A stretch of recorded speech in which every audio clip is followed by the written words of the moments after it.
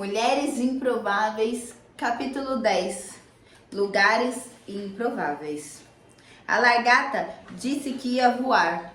Todos riram dela, menos as borboletas. Caminhe com quem acredita em você. Cavernas, rejeição e conexões. Deus é especialista em chamar pessoas em lugares improváveis, em recrutar pessoas improváveis de cidades, estados e países, com mesas com a mesma improbabilidade. Belém, o menor das cidades de Judá, foi escolhida para ser a terra do nosso Salvador. Mas tu, Belém, da terra de Judá, de forma alguma, és a menor em meio às principais cidades de Judá, pois de ti virá o líder que, como pastor, conduzirá Israel, o meu povo. Mateus 2-6.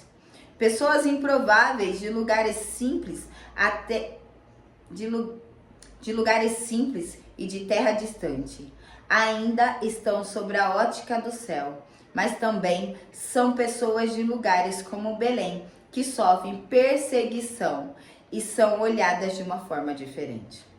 No entanto, assim como a estrela apontava para Belém, existe uma sinalização de Deus para este tempo. Não é a de uma cidade provável que virá um avivamento dos próximos dias, mas de cidades improváveis que carregarão um sinal de Deus a favor do céu. Cidades inteiras serão sacudidas pela presença de Deus através de mulheres que se posicionarem para essa hora, no tempo, no lugar e coração certo. Posso adiantar uma coisa: apesar de que os verdadeiros amigos serem escassos, essas mulheres não estão sozinhas. Deus irá conectá-las com outras mulheres improváveis. Sabe por quê? Porque improváveis acreditam em improváveis. Improváveis acreditam em improváveis. É importante caminharmos com pessoas que venceram processos dolorosos de crescimento. Pessoas que não olharam para nós como um julgamento, orgulho ou superioridade, pois reconheceram que foram moídas para estarem onde estão. Sabem que já foram barro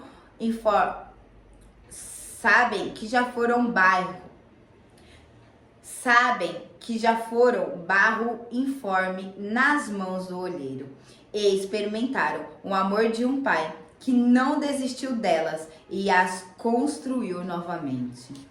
O olhar de pessoas que conheceram o amor e a graça do Pai é marcado por misericórdia, uma vez que elas acreditam que as lagartas de hoje serão as borboletas de amanhã. Improváveis acreditam em improváveis.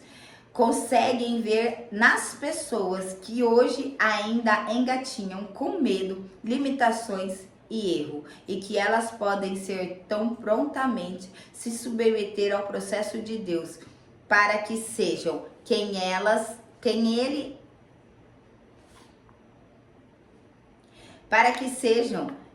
Ele as chamou para ser. Improváveis viabilizam esse processo e outras improváveis mostram as suas próprias raízes, assim como Jesus fez. Jesus, o improvável dos improváveis, acreditou e se entregou por nós. Quem creu em nossa mensagem e quem foi revelado a braços do Senhor, ele cresceu diante dele como um broto terno e como uma raiz saída de uma terra seca. Ele não tinha qualquer beleza ou majestade que nos atraísse. Nada havia em sua aparência, para que os desejássemos. Foi desprezado, rejeitado pelos homens, um homem de dores e experiência no sofrimento. Como alguém de quem os homens esconderiam o rosto. Foi desprezado e nós não o tínhamos em estima. Certamente, ele tomou sobre si as nossas enfermidades e sobre si levou as nossas doenças. Contudo, nós o consideramos castigado por Deus atingido e aflito. Mas ele foi transpassado por causa das nossas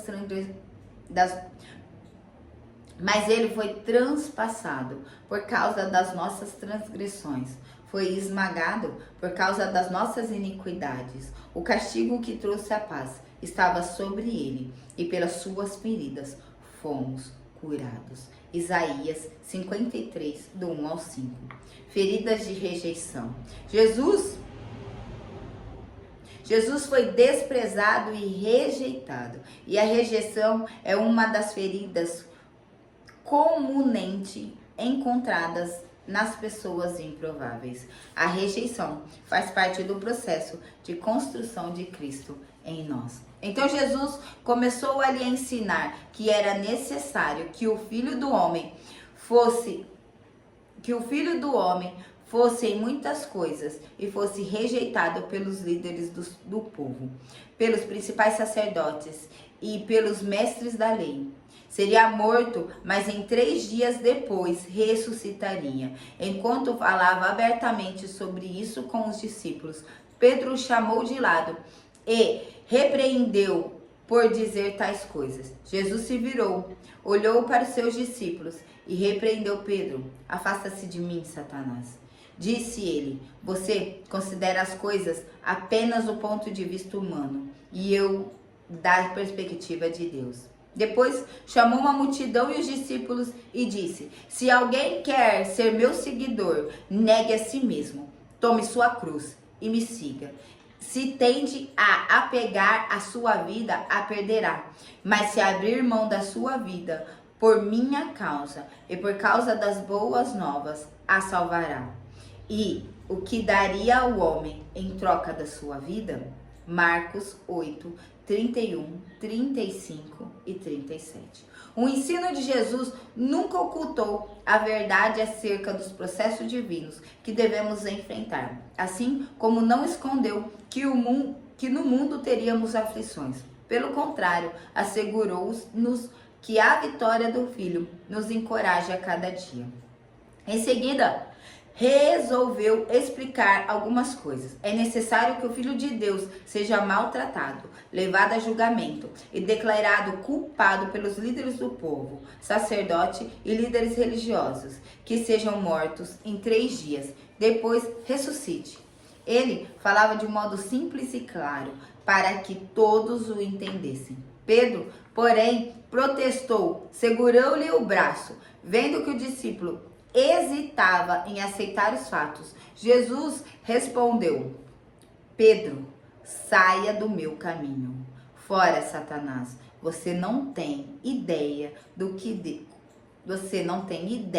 de como Deus trabalha. Marcos 8, do 31 ao 33. Assim como Jesus advertiu os discípulos várias vezes, devemos nos lembrar que seremos atingidos por rejeição, injustiças e muitas desventuras. Precisamos estar cientes de que será necessário ser rejeitado pelos líderes religiosos no nosso tempo. Será necessário ser rejeitado de modos diferentes e peculiares. Será necessário perder relacionamentos. Será necessário ser traído. Será necessário sofrer injustiça. Será necessário sofrer dores. A rejeição foi minha amiga, apesar de eu sempre querer dispensá-la. Foi justamente ela que me tornou mais parecida com Jesus. Resistimos à rejeição, mas ela é a que transforma todo o orgulho do nosso coração em verdadeira humildade. Não é difícil olharmos para dentro de nós e identificarmos feridas de rejeição em nosso interior. É possível que, ao sondar o nosso coração, encontraremos que em algum momento ou em diversos deles, em doses maiores ou menores, sofremos rejeição. O mais interessante é que o ambiente familiar normalmente é o lugar onde enfrentamos a rejeição de uma forma ainda mais dolorida, pois procede das pessoas que mais amamos, que mais nos conhecem. Davi passou por isso. A rejeição alcançou o coração de Davi, mas não teve o poder de paralisar-lhe os pés. Na verdade, a rejeição que Davi enfrentou foi um instrumento de Deus para posicioná-lo e conduzi-lo num novo tempo. A rejeição avançou o coração. A rejeição alcançou o coração de Davi, mas não teve o poder de paralisar-lhes os pés. Da mesma maneira, os improváveis viverão e estabelecerão algo novo sempre que vencerem a rejeição pessoal. Se você se lembra da história, Davi estava cuidando de algumas poucas ovelhas quando seus irmãos foram chamados para participar de uma das maiores conferências do seu tempo. Aquela conferência anual com aquele profeta famoso. Não foi a rejeição dos irmãos de Davi que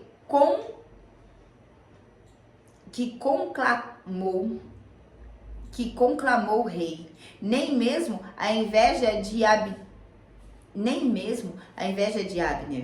ou o desprezo do pai, ou dos irmãos. Davi estava onde Deus queria que ele estivesse. E, por estar posicionado, foi chamado pelo profeta de Deus. Isso significa que a palavra profética sempre nos encontrará e terá poder sobre as nossas vidas. Podemos estar certos de que as palavras proferidas contra nós jamais terão poder superior às palavras proferidas pelo céu a nosso respeito. Ainda que a terra grite rejeição, o céu grita e ministra aceitação sobre nós. O óleo da cura procura a cabeça das improváveis para curá-las. Elas talvez estejam escondidas, mas serão encontradas. Não podemos permitir que as histórias de rejeição pelas quais passamos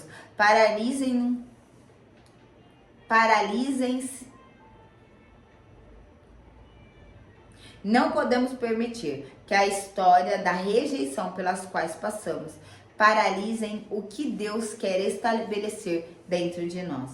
Na hora certa, o profeta Samuel da nossa história aparecerá. Deus levantará homens e mulheres que não olharão para nós pela perspectiva terrena, mas sim com os olhos do céu. Cavernas e conexões improváveis. Cavernas como a de Adulão costumava nivelar olhares e padrões.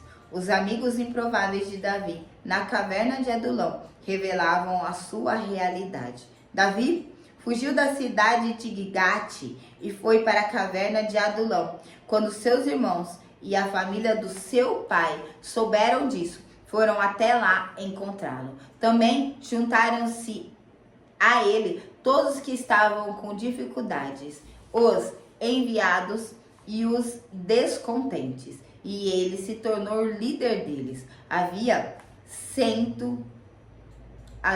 cerca de 400 homens com ele. 1 Samuel 22, do 1 ao 2. Quem enfrentou as próprias tempestades, venceu dores e deu um novo significado à sua história, não tem tempo ou coração para julgar ninguém, pois compreende que todos precisamos ser olhados com bondade e misericórdia quando caímos ou falhamos. Na verdade, tudo que precisar Na verdade, tudo o que precisamos é menos julgamento e mais acolhimento.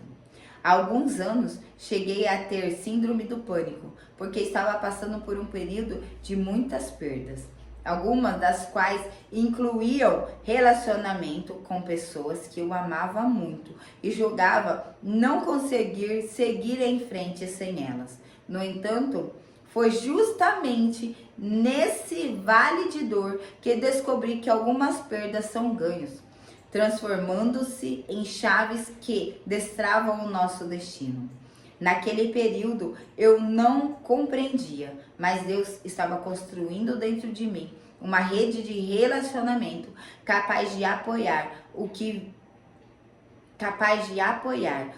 viria à minha frente. Aquelas pessoas simplesmente não faziam parte desse novo propósito de Deus para a minha história. E eu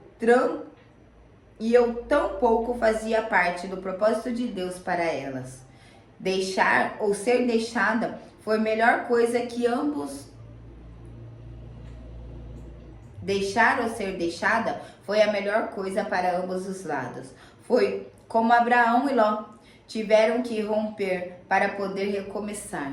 Quando entendi a dinâmica do céu a esse respeito, o meu coração entrou de paz e fui tomada de gratidão.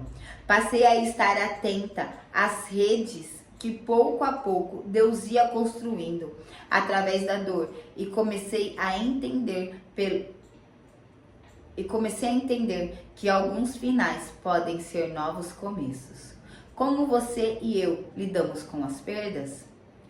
A nossa visão a respeito definirá o nosso grau de maturidade. Não podemos olhar para trás, ainda que nos peçam isso. Devemos seguir para um novo lugar que Deus estabeleceu dentro de nós. Tudo o que precisamos é menos julgamento e mais acolhimento. Podemos estar seguras de que pessoas serão trazidas por Deus para perto de nós. Quando as portas estiverem fechadas, não as empurre. Mais tarde, você agradecerá por elas. Deus trará para o nosso ambiente novas conexões interpessoais que podem destravar e impulsionar a nossa vida. E é ao lado delas que devemos estar, sendo construídas por meio de um relacionamento saudável, não utilitários.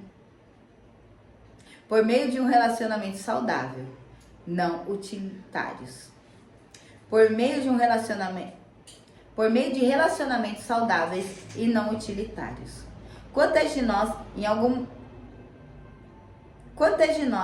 algum momento da vida, precisamos de alguém maduro o suficiente para ser apoio e aceitação? E correção sábia? Quantas de nós descobrimos que essas pessoas são uma raridade? Sim, Paulo já havia nos alertado. Pois, ainda que estivesse 10.000 mestres em Cristo, vocês não têm muitos pais. Pois, eu me tornei seu pai espiritual em Cristo Jesus, por meio de boas novas que lhe anunciei. 1 Coríntios 4,15. Olhando para dentro de nós mesmas, vemos áreas imaturas que precisam crescer de forma saudável. Muitas vezes queremos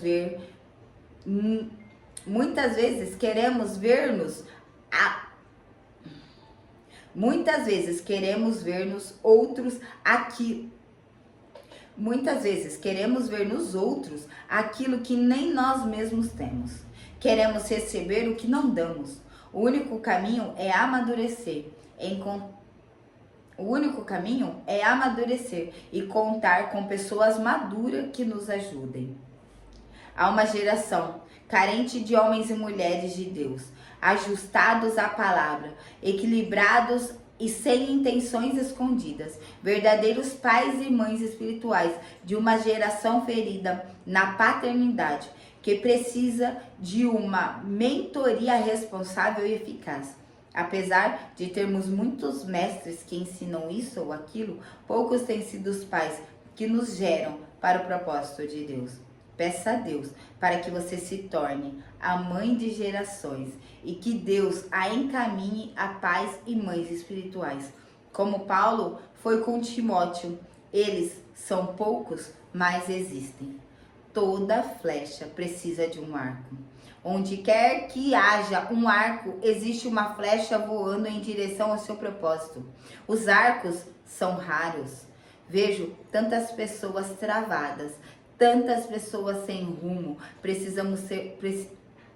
Tantas pessoas travadas, tantas pessoas sem rumo, precisando ser lançadas ao seu destino. Vejo também arcos resistentes à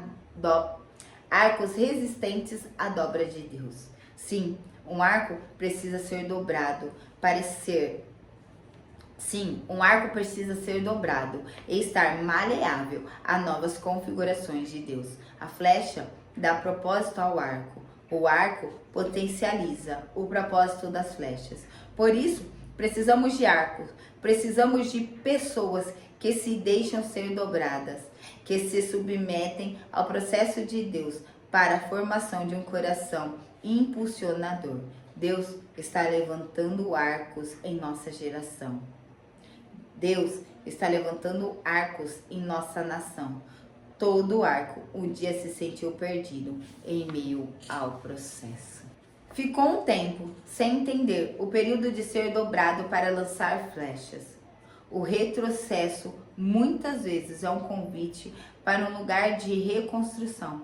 As flechas são polidas, mas os arcos são dobrados. O que define um arco é a eficiência, é quanto ele deixa Deus tratá-lo.